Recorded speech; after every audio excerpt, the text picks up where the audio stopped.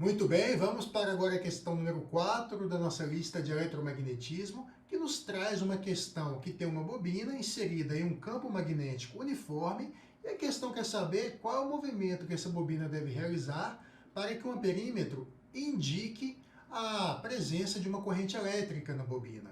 E a gente deve agora lembrar a questão dos soldados que a Fundep aplicou na prova de 2017, que falava de um soldado que precisava acender uma lâmpada utilizando alguns ímãs e fios de condução. Qual era a resposta daquela questão? A resposta que indicava que deveria haver uma variação do fluxo magnético no interior do condutor. Esse soldado, então, deveria fazer uma bobina com o fio ao redor do seu dedo, pegar um ímã e movimentar esse ímã próximo à bobina, próximo ao dedo. Qual é a finalidade disso? O movimento relativo entre o ímã e a bobina induz uma variação magnética no interior dessa bobina. E é essa variação magnética que desequilibra as cargas. Mas espera aí, Rafael, desequilibrar as cargas? Sim, desequilibrar as cargas é movê-las, é movimentá-las, é fazer aparecer então uma corrente elétrica induzida. Não se esqueçam que sempre deverá haver um movimento relativo entre ou a fonte magnética ou então o condutor que irá estar submetido àquele magnetismo, sempre deverá um dos dois mexer. Tá? Se um estiver parado, o outro tem que mexer para poder ter uma variação magnética no interior do condutor e aí produzir corrente elétrica induzida. Prestemos atenção agora que a bobina está inserida em uma região de campo magnético uniforme, que está orientado de cima para baixo e que envolve toda essa bobina. Nós devemos saber agora qual é o movimento certo que essa bobina deve fazer para que haja uma variação do fluxo magnético em seu interior, tal qual vimos na questão dos soldados, que já foi aplicada na nossa prova da Fundep. Precisamos perceber então qual é o movimento certo que produza uma variação do fluxo magnético aqui no centro, no interior da bobina. Vamos lá. Se a gente apenas rotacioná-la na direção PQ, percebam aqui então a direção PQ, que é uma direção vertical. Se a gente ficar rotacionando essa bobina a 360 graus, o fluxo magnético em seu interior mudará? Não, permanecerá constante.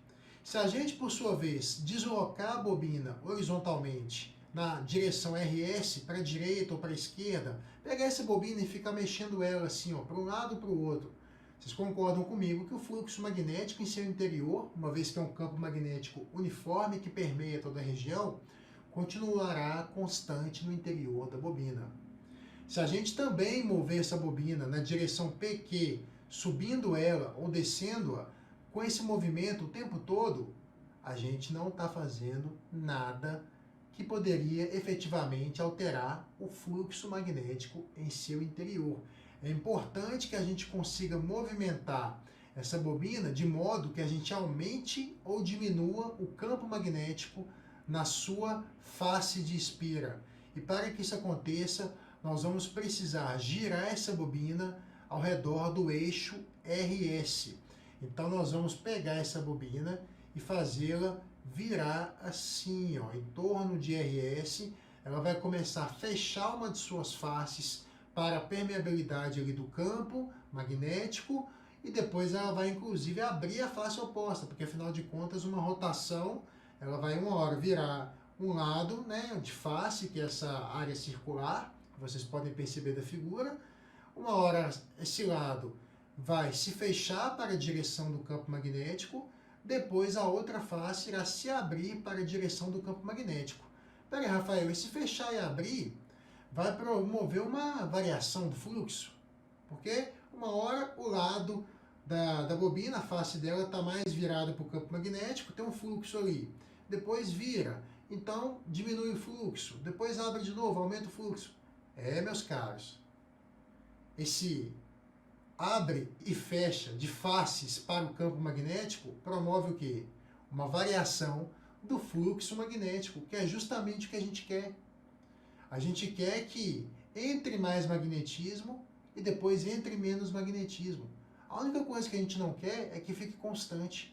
porque constante não gera corrente induzida. É preciso que tenha uma variação do fluxo, algum tipo de movimento especial que possa induzir a tal situação. Veja bem, o caso da bobina não é exatamente o mesmo caso dos soldados, que já foi cobrado na Fundeb. Eu usei apenas como exemplo para apresentar brevemente o fundamento teórico do que é uma variação magnética e uma corrente induzida. Então, quando girarmos a bobina em torno da direção RS, com certeza nós vamos variar o fluxo aqui nessa área. Inicialmente, fechando essa área para o fluxo, porque o fluxo eu estou descendo aqui, né? Magnético. Fechamos essa área para o fluxo, depois novamente ela torna a se abrir quando a bobina rotacionar até a outra face. E se ela ficar rodando assim constantemente, o tempo todo a gente vai ter uma variação e vai ter o tempo todo corrente elétrica aqui nesse amperímetro, tá bem? A gente se vê então na próxima questão.